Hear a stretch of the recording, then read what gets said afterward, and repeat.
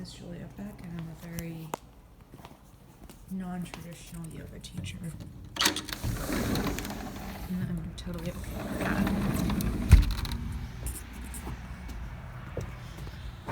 I began my yoga journey at age 13.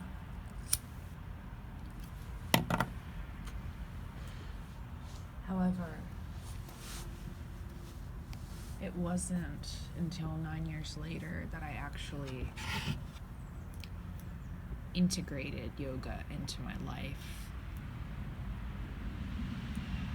I was always very active, though, almost to my own detriment.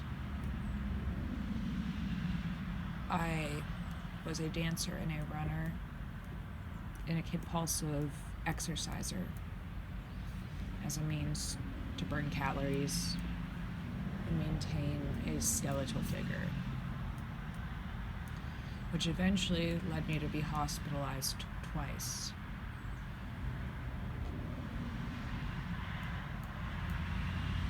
After the second hospitalization, I was placed in a residential treatment center where I was forced to abstain from all physical activity.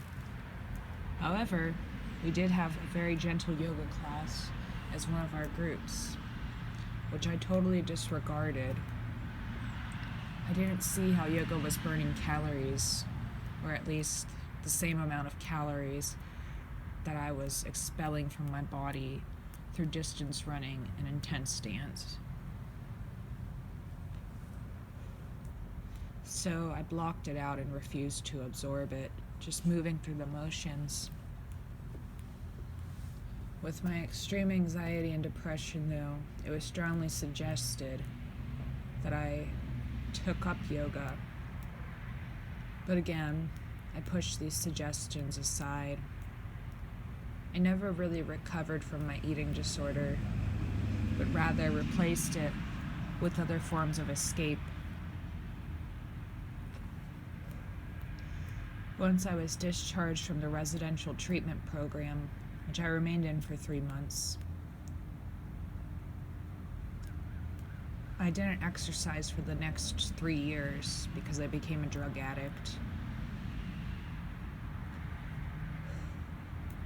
I found ways to get away from myself, the self I could not accept, the self I could not love, the self I wanted to forget, through drinking and chemicals that shut my logical brain down. During that time period, I found myself in a number of toxic relationships, in dangerous situations.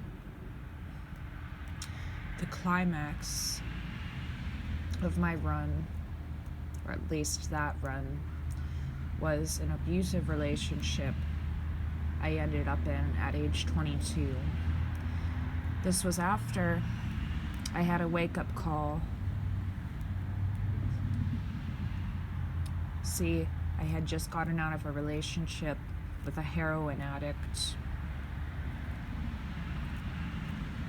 and I was so attached to this person that I ended up doing heroin with him, something I swore I would never touch, even though I had done every other drug. I knew the poison of this one, but my heart felt so broken, I didn't care anymore. After finding myself throwing up, strung out the next day, I said, this is enough. I need to do something for myself, by myself. So I began walking a path every day in the local metro park, Mill Creek Park in Youngstown, Ohio. I did this for about a month, and during that time, I began to take note of how I carried myself, how I was always biting my tongue, how I was always looking down, how my shoulders were always tense, how my hips were always locked. And I saw metaphors in these physical components in relation to how I lived my life.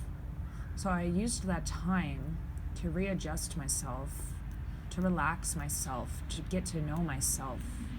And I started to like what I saw.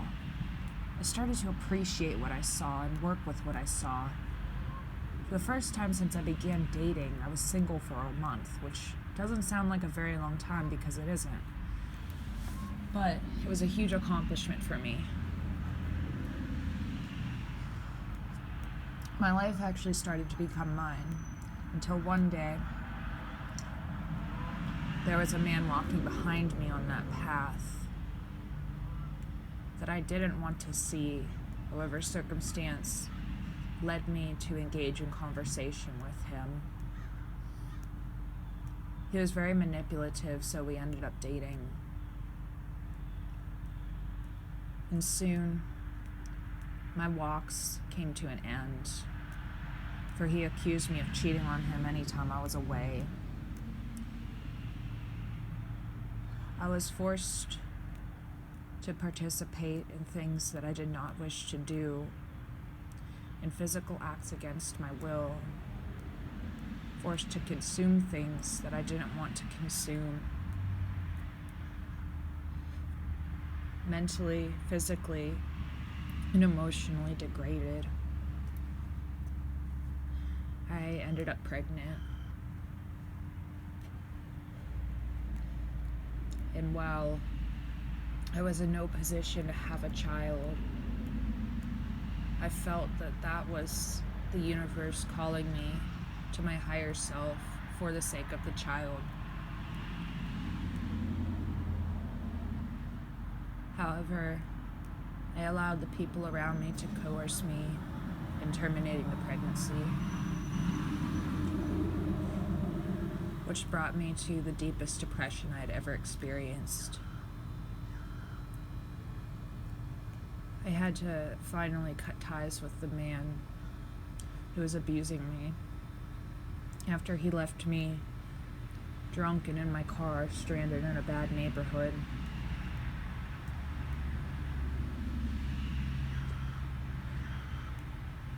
It was at that time that a woman, an angel you could say, brought up the suggestion of me doing yoga again.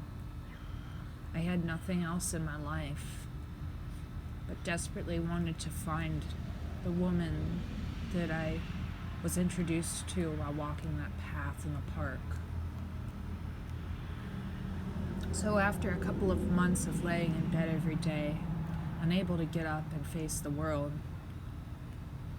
something allowed me to rise at 6 a.m. every morning and drive to this woman's house to learn about yoga. It did not come easily or naturally to me, which was a huge blow to my ego. But something drew me to continue practicing. The same thing that drew me beneath all the addictive tendencies to exercise, for I began to find the peace that I knew while I was running distances when my mind had finally shut down. The peace amongst the dance and the music that was under the destructive thoughts that drove me to continue practicing the steps over and over again once my body had become fatigued. Through yoga, I learned to honor my body rather than destroying it. I'll never forget the sense of accomplishment, the true sense of appreciation for my being when I mastered my first inversion, or at least was able to sustain it. After about a month of practicing a handstand against a wall, actually finding fun in the process, even though I fell over many times, which for a perfectionist was a huge, huge change. I knew that I had come across something very special. So even though my addiction continued for the next 3 years off and on, yoga became a part of my life. The only part that was able to lift me out of the withdrawals, the desire to die, the longing to kill myself.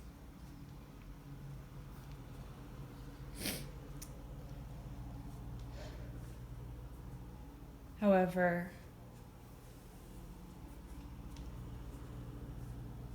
I was still not strong enough in my belief of a better life to fully live the yogic path.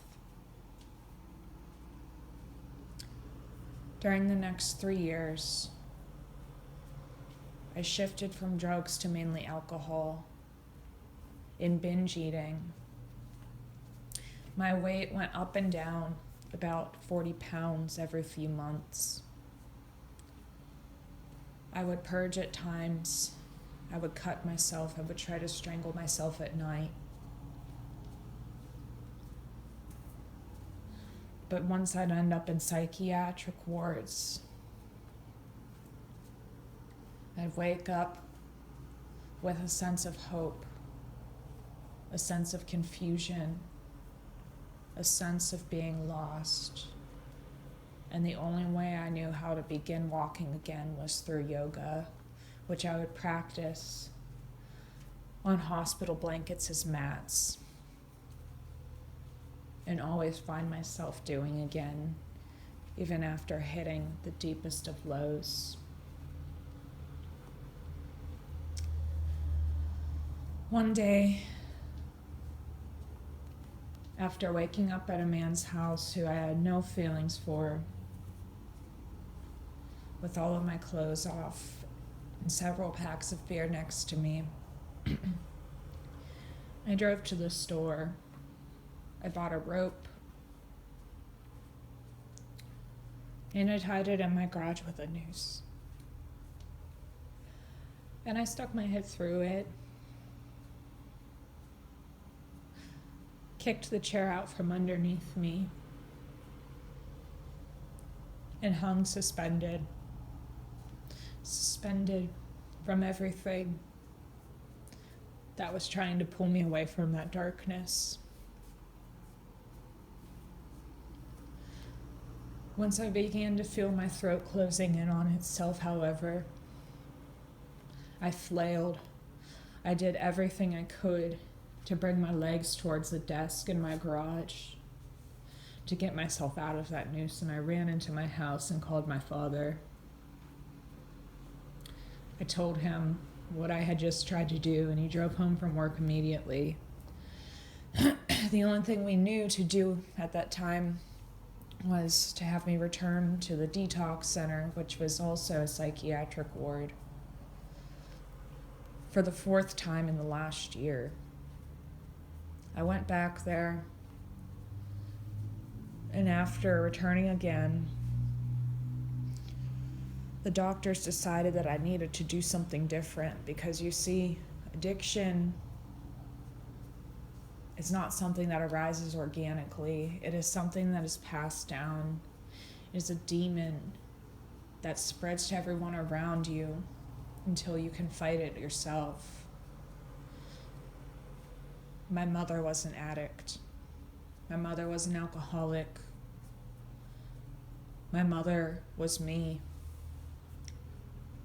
30 years later, without giving herself to anything that could take her away from that demon. The idea of me going to a long-term rehab in Florida was brought up. While I had grown up in Ohio and lived there my whole life, I knew that I had to go. I knew that I had to get out on my own, away from what I was raised by, and raise myself up out of that toxicity. So I boarded a plane on March 15th, 2017, 25 years old, and left the town which I had nothing in. I really grew in that rehab. I grew into myself. A woman at the time who was very chaotic and very angry. But I began to learn how to express that anger. While it wasn't in the most peaceful of ways, simply coming to terms with it was very healing and very cathartic. I learned how to get it out. I practiced yoga every day in that rehab facility.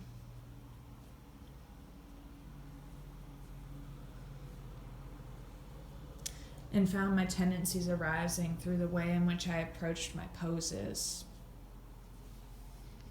The perfectionism still came up.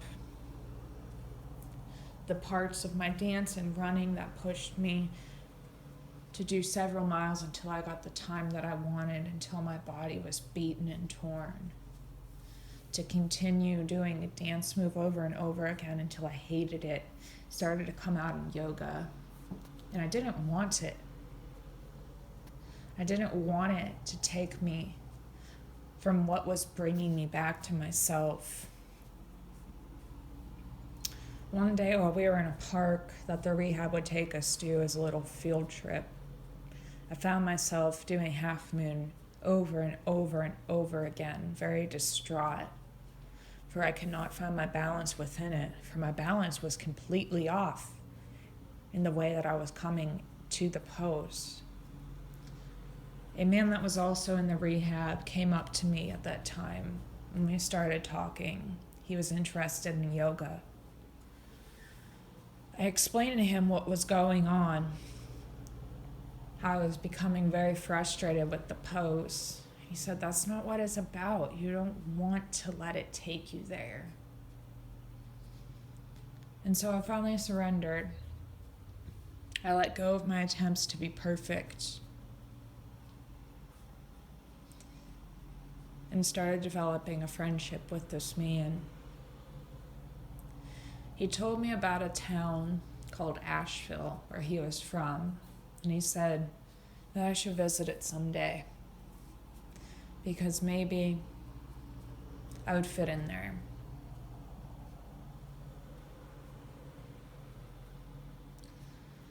I saw something in his eyes. It was like I was looking at my own. And we fell in love with each other.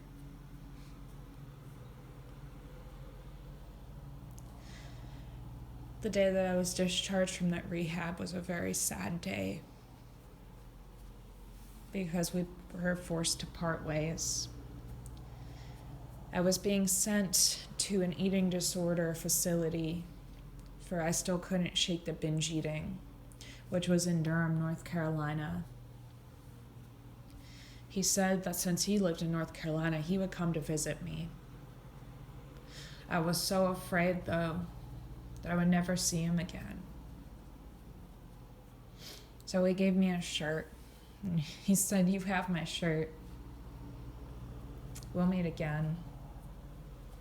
I gave him my MP3 player.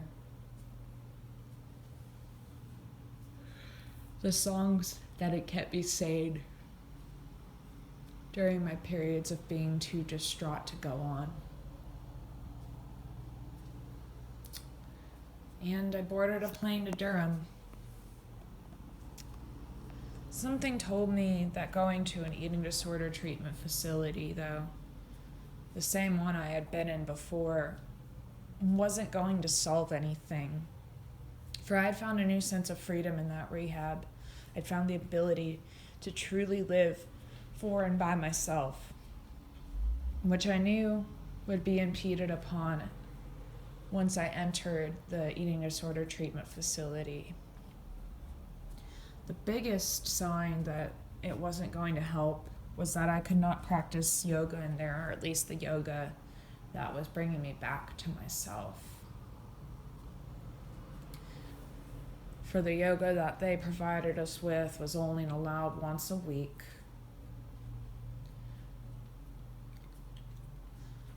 I managed to stick that treatment out for 3 days, though, in which my language was controlled, in which I wasn't allowed to talk about what I was going through because it was too triggering to others, even though the only way I found freedom through my trauma was by sharing what was going on in my head, was by getting it out of me. So I knew I had to go, but I knew my parents wouldn't take me back if I left. I also didn't want to go back to where I came from because I knew that I would never get out of those demons if I did. So after a life of allowing others to make choices for me, of never really doing what I truly wanted to do, I did the most courageous thing I had ever done. And I saw how much money I had in my savings account, which was about $2,000.